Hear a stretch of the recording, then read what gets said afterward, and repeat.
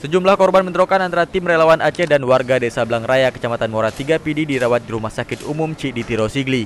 Kondisi korban kritis dan harus mendapatkan perawatan serius dari tim medis.